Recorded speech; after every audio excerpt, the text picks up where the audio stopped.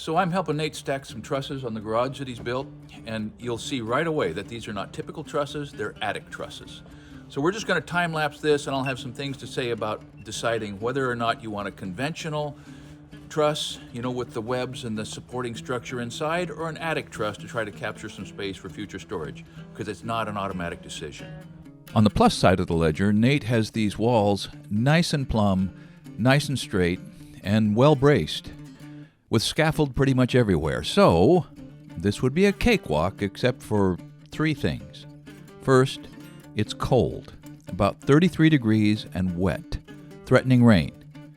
Second, these are 10-12 pitch attic trusses. And third, the crane is about 6 feet short of being able to reach clear to the end of the building. So we're going to go straight from 0 to Sketchy in about nothing flat. Thankfully, we were able to keep things together, leaning up this gable end, unhooking the crane as the hook was pulling the whole world back towards the middle of the building, and then getting the girder truss set 4 feet over from the gable end.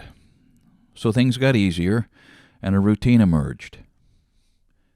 That happens, right? I mean, it's easy to get a little overwhelmed when things aren't smooth right off the bat, but if you just hang with it, generally things get better, unless they get worse.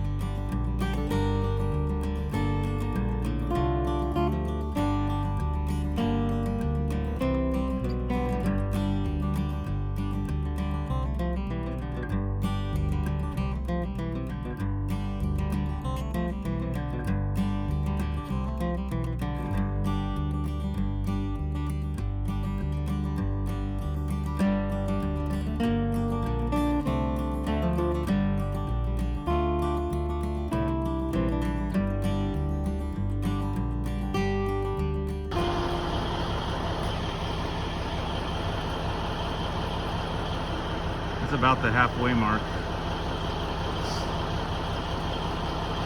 Another guy would be quite helpful.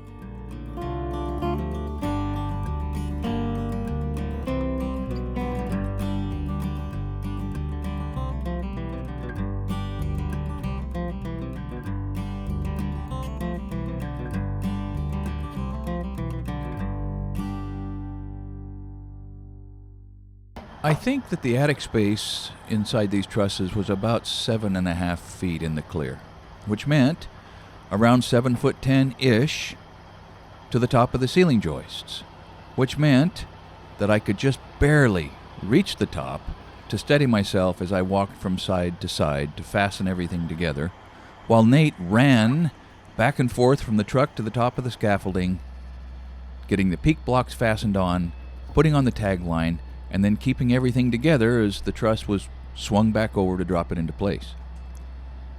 The system became pretty smooth after, maybe 15 or 20 minutes, and yes, another guy would have been nice, but 2 men, 2.5 hours, was pretty efficient. The thing that made it doable, I think, was that Aaron did a very fine job operating the crane.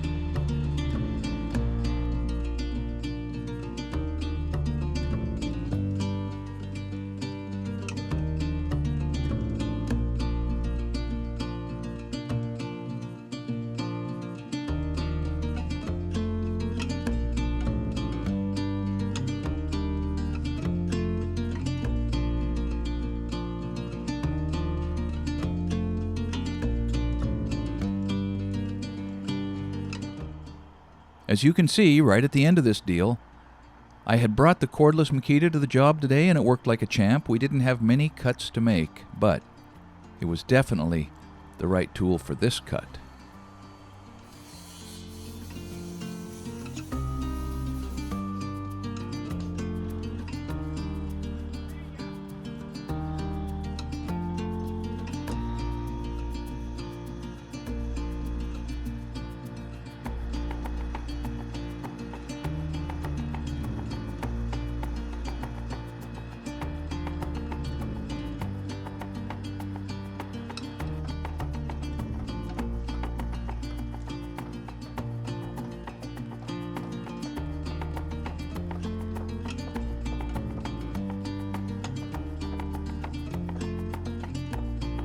So I learned two brand new things putting this roof on here at Nate's place. These little braces, these little formed light sheet metal braces are so slick. They will save your life on a job like this, and they're very rigid, and I just love them. The second thing is that little square plywood gusset on the end of the tag line on the trusses. You know, you can spend hours tying half hitches and loops and untying and getting hung up, and that thing just drops right into the crotch at where the top cord hits the bottom cord, and it's a good tight hold. So two more tricks in the toolkit.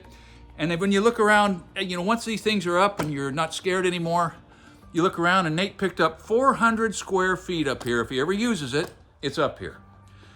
The distance of the girder gives him room for the stairway. Time well spent.